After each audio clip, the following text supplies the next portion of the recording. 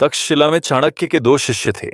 देवव्रत राजकुमार का बेटा, सुंदर बलवान घमंडी।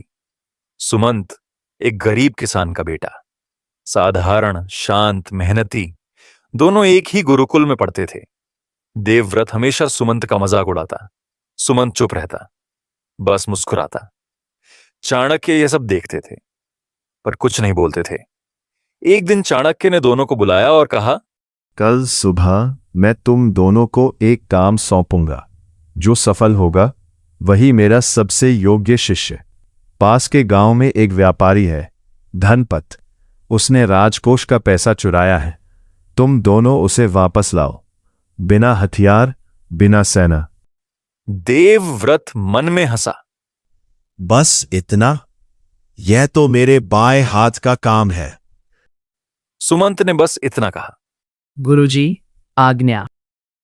देवव्रत सीधा धनपत के पास गया, अकड़ के साथ, ऊंची आवाज में।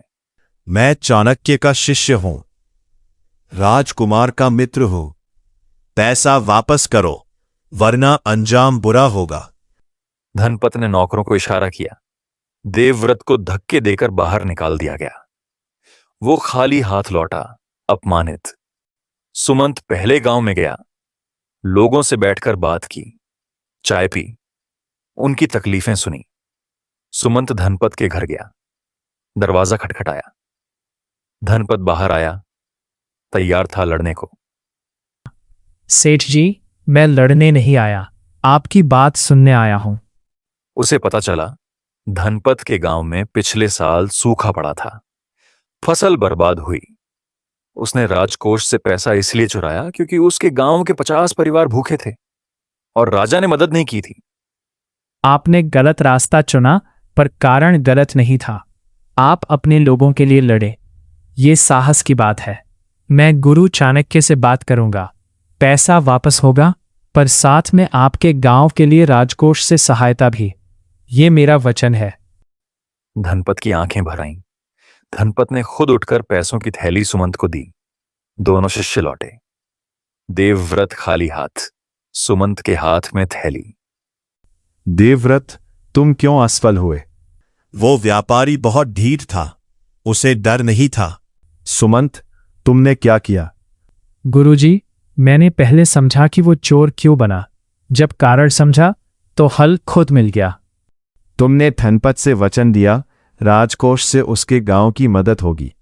ये तुम्हारे अधिकार में नहीं था, क्यों दिया? गुरुजी, अगर मैं सिर्फ पैसा वापस लेकर आता तो समस्या हल नहीं होती।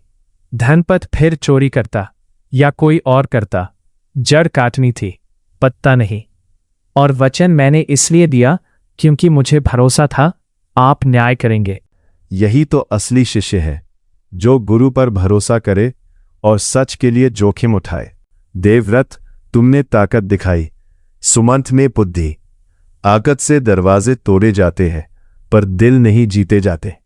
जो शत्रु को समझे बिना लड़ता है वो हारता है, जो पहले समझता है वो जीतता है। असली राजनीति तलवार में नहीं, सोच में होती है। चाणक्य मुस्कुराए। चाणक्य उठे, दोनों के सामने खड़े हुए। देवव्रत का सिर झुक गया। चाणक्य रुके नहीं। चाणक्य की आंखों में चमक आई।